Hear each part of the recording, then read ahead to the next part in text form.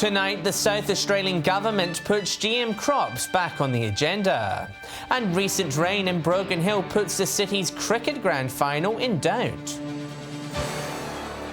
With the latest from around the region, your nightly news with John Hunt begins now. Good evening. There's a renewed push to lift the ban on GM crops, with the South Australian government tabling a bill in Parliament this week. Labor and SABES are expected to block it for a third time. Nathan Regter has more. The South Australian government is hoping it's third time lucky this week as it tries to reintroduce regulation to lift the GM moratorium. We believe that our growers deserve the choice and have access to the latest technology, the latest breeding technology to take them into the next phase of their crop production. The 15-year ban on genetically modified crops in South Australia could soon be over, with the government set to table a bill to allow GM food crops to be grown on the mainland. Time is an imperative now because I'm aware of farmers who have already placed orders for seed for this coming cropping season, which is probably only really 6 weeks away. Previous attempts by the government have failed, with Labor backing SABES to block the bill. We don't think it's nuanced enough. There are clearly some people in the state, some primary producers, some food manufacturers that would prefer the non-GM status to remain. SABES has also tabled its own bill in Parliament to allow GM crops to be grown, but with a set of strict safeguards. Labor sitting on the fence on whether it'll support it. We've got a series of amendments that will either move in the lower house or the upper house, and those amendments flag what our position will be. The government has taken aim at SABES, labelling its bill a flawed plan. It would be totally impractical, and in fact I was disappointed with SABES' position last year, despite the fact that we'd spent years really consulting on this. A decision on the bill is expected to be made in the coming weeks. New figures show 2 Port Augusta safety cameras have caught thousands of drivers over the past 5 years. Numerous red light and speeding violations have been detected, costing drivers millions of dollars in fines. It's a simple message: drive to the speed limit and stop when the lights turn red. However, these 2 cameras located on Victoria Parade have been kept busy catching people flouting the law. There's nearly 6,000 fines which have been issued for speeding red light offences over the last few years. They've been responsible for collecting over $2.5 million in fines in just 5 years. Locals say they're well aware of the consequences. That's deadly. It's pointless. What's the point of even having traffic lights if you're going to run a red? I've been nearly cleaned up. I think it's really dangerous because, just in case someone comes down and gets hurt, innocent people. The RAA says that speeding and running a red light can have catastrophic consequences. When vehicles do go through red lights, it increases the risk and potential for crashes to occur. So for that very reason, it's important that these are minimised and ideally stopped if possible. They're calling for an investigation into the intersections to determine why so many drivers are being caught. Once again, we would expect that it's probably worth having a look at the intersection to ensure there's no other factors that are causing people to do it, as indeed is the case in Port Augusta. Laura Milovanovic, 7 Spencer Golf News. The future for Waiala's Harris Scarf store looks to have been secured, with Spotlight set to lift it out of receivership. The Waiala store, which has more than 15 employees, entered into voluntary administration back in December last year, along with 43 other stores statewide. Administrators say the Spotlight Group is a family-owned, long-standing and highly experienced Australian retailer, with a large property portfolio suited to enabling growth. Waiala's Sporting Club looks set to cash in on Saturday's Marsh Cup match between Port Adelaide and the Western Bulldogs. The clubs around Bennett Oval will each have parking options, along with food before and after the game.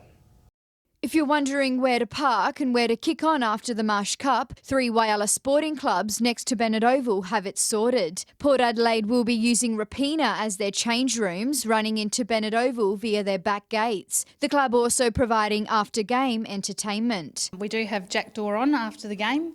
We've also got meals on from 6:30, so if you want to come in and have a meal and then stay for Jackdaw, they're a really good band in Whyalla here. They also have around 70 car parks on offer. We've got the land next door.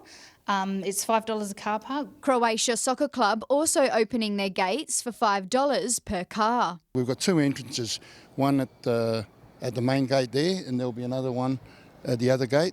And they can park, as you can see, the hill all the way around. So there's quite a few cars that can fit here. Central Football Club working with council, allowing cars to park on their oval for the same price. Also offering counter meals after the game. During the game, Speedway will be here as marshals, being security for the cars. Council says deck chairs and sealed bottled water will be allowed into the ground. However, the new grandstand will be closed off to the public for AFL officials. Prizes will also be given out during quarter time for those who participate and hold up the free fan signs. Having an AFL game in Whyalla is a big thing for Whyalla, and it's a big thing for the Whyalla Footy League as well. Sophia Contagonis, 7 Spencer Golf News. Jamestown's lithium-ion battery is set to increase capacity by 50%. The plans will increase South Australia's power supply and capacity to store energy. In the 2 years since the battery was installed, the government says residents have been reaping the benefits. First sample was about 50 million. We're now looking at about an additional $100 million of cost savings to the grid. Any time that we can take costs out of the grid, those savings flow through to every household in the state. Tesla has now installed 3 big batteries across Australia. Still to come tonight, the Eyre Peninsula bands together for a bushfire fundraiser, and concerns Broken Hill's cricket grand final might be cancelled.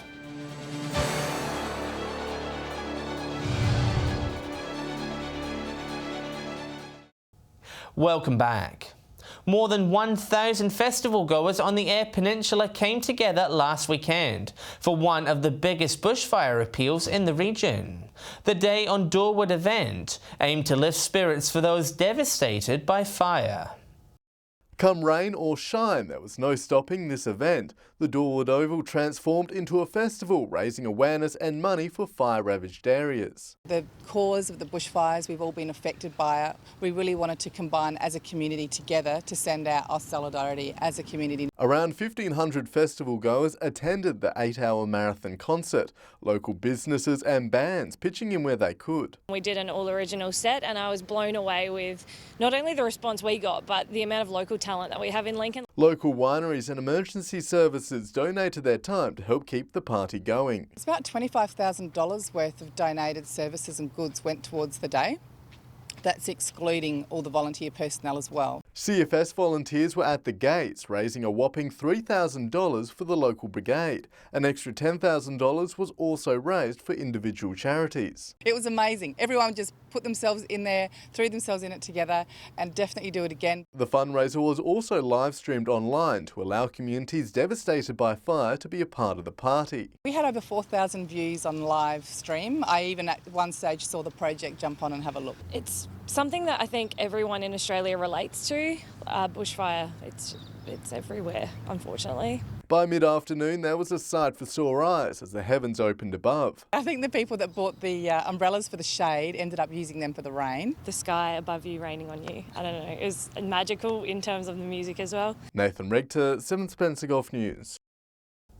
A new Port Pirie youth group will be hitting the streets, part of an initiative to retain a younger generation in town. The idea proposed by Leo Taylor, a local who's eager to give everyone a voice in the future of the community.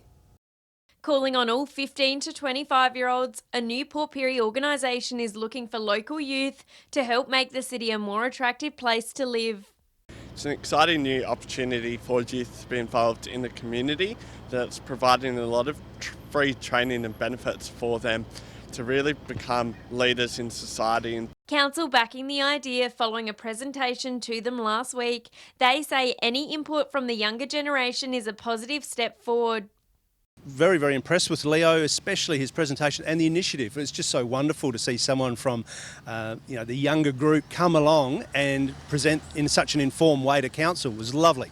Following a recent spate of youth crime, it's hoped they can assist efforts to combat this issue. I find it important that we address this issue as a youth demographic here in Port Pirie because we are the solution.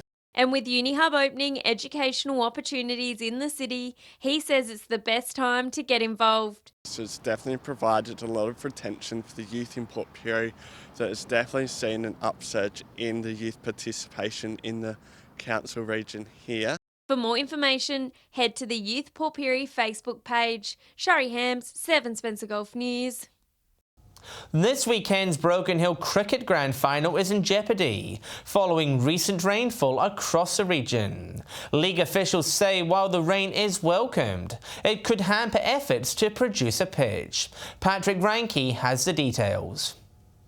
The final game of the 2019-2020 Barrier District cricket season could be cancelled before a ball is even bowled. Over the past 24 hours, the Far West region has enjoyed plenty of rainfall, some areas literally swimming in it. While it's good news for graziers and local gardens, it's creating headaches for cricket's showpiece event. The forecast is we could get 10 to 20 mils, which would be very welcome in the town. Does perhaps throw cricket into a little bit of question finals on the weekend. The major concern is preparing a pitch for the A graders, a task that usually starts tomorrow. With more rain forecast, that may have to be pushed back. Put some hessian down to try and soak up some moisture and pretty much just go from there. The backup plan is to use last week's wicket just in case. If a wicket can be prepared, the next problem is rain over the weekend. In the event of wet conditions on the Saturday, both teams can agree to postpone the game to Sunday. But if that game is also cancelled, the minor season premiers, Central, will be the champions, according to the league's bylaws. I don't believe it's great to actually be declared the premiers without playing a game. And I'm sure Central and North will feel exactly the same way. League officials say the more rain the better for the region, but they're hoping it can hold off for a Saturday or a Sunday so a grand final can go ahead. Stay with us. We meet the art group celebrating a major milestone. And a group of wireless students learn the importance of road safety.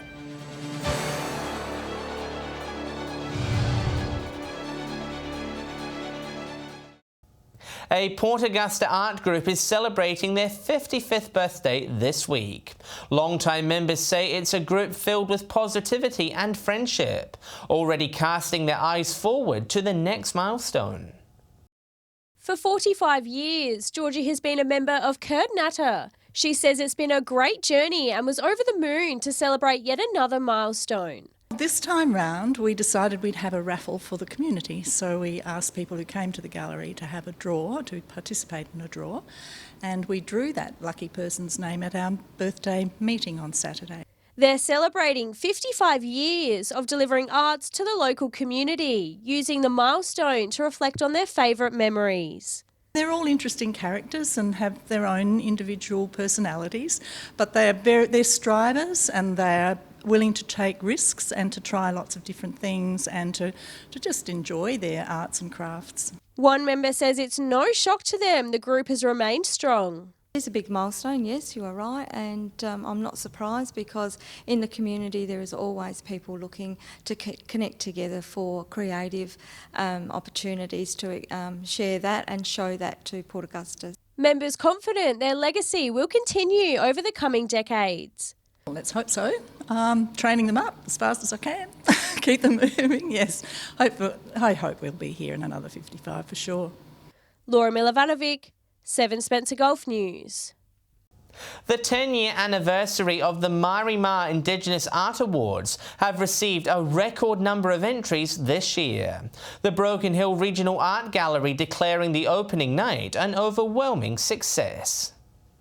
The outback region's established and upcoming Indigenous artists all together in the same show. 2020 marked 10 years of the Murray-Mar Art Awards, a chance for the Far West's Indigenous artists to create something special. To celebrate the decade, $10,000 worth of prize money was on offer, seeing a record number of entrants. We had over 100 this year, which is the first time we've cracked 100, so we were really stoked that so many people are getting out there and getting their work in to be exhibited here. Entries are on display at the Broken Hill Regional Art Gallery. The main prize was taken out by Marcus Kennedy, who's been involved with the gallery's Fresh Bark program. Clinton Kemp got second with his wooden carving. This year we introduced a prize for a women's artist to really focus spotlight on female Indigenous art, and that was taken out by local artist Brady Prescott. Callie Doyle was given the Emerging Talent honour for her Labyrinth of Life Finding Connections work, and the Wilcannia Central School won the Young Artist Award for their eye-catching pit-fired grinding stones. The gallery says it's already excited for next year's instalment. I definitely think from here it's going to continue and just get bigger and bigger. Patrick Reinke, 7 Spencer Gulf News. Wyalla's Gary SA Childcare, along with family and friends, spent the morning at the newly upgraded Road Safety Centre. The outing part of the playgroup's monthly excursions, educating young children on road rules and bike riding safety. Pedalling as fast as their little legs let them, these young children having fun riding bikes and scooters. We've incorporated our seasonal playgroup into the road safety, so educating the kids with road safety and connecting with families in the community. 14 children aged 5 and under putting their helmets on before taking to the track. Some were independent, while others needed extra support. We've got lots of little kids and they're loving it. I'm having lots of fun. I was supposed to before. The children also learning what the red, yellow and green traffic lights mean. Just so they understand when they are riding their bikes out in the community, when to stop and how to stop and what road rules to follow as well too. Educators say it's a great way to learn important life skills. To be responsible, yeah, and to follow rules and to actively listen as well. I'm learning how to ride a bike. The playgroup, one of many who have used the upgraded bitumen surface, making it a smooth track to ride on. The old bitumen had all broken down and was very abrasive for when children came off their bikes, so we wanted to upgrade. The improvements receiving plenty of positive feedback. We've had lots of comments about how easy it is to ride on, smooth it is to ride on. We had lots of people out here with their new skateboards and new rollerblades. The centre encouraging locals to have a try. A lot of people don't realise that it is open to the public at any time. And we would love to see people using it. Sophia Contagonis, 7 Spencer Gulf News. Great stuff. Stay with us after the break. We check the region's fuel prices and we'll have the weather details with Britt.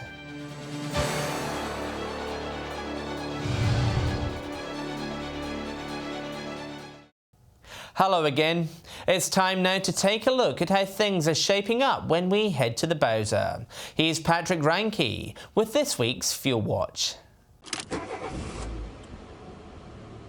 The last couple of days of February and the first few of March have been very good for our local petrol prices.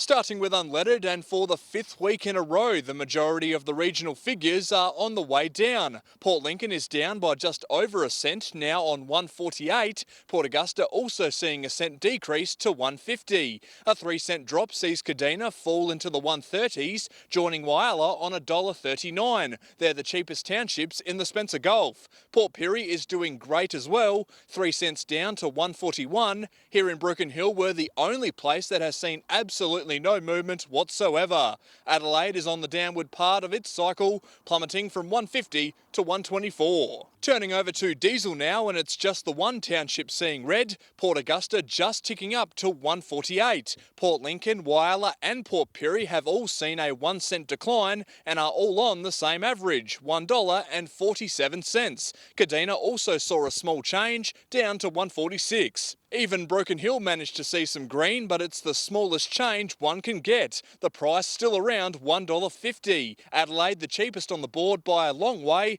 $1.38 and falling. Finishing off with a quick look at Autogas and hardly any movement to speak of. Port Augusta unfortunately seeing a bump up in its price, now paying $1 a litre compared to 96 cents last week. The only green on the board is for Adelaide, which saw a tiny change, still on 86 cents. Port Pirie is on 94, Port Lincoln 92, Whyalla 93. Kadina and Broken Hill round out the board, hovering in the high 90s. Now remember that these prices are the regional averages and they do not reflect any one particular outlet. And if you do find a spot that does sell unleaded, auto gas or diesel for cheaper, be sure to let us know on our Facebook page.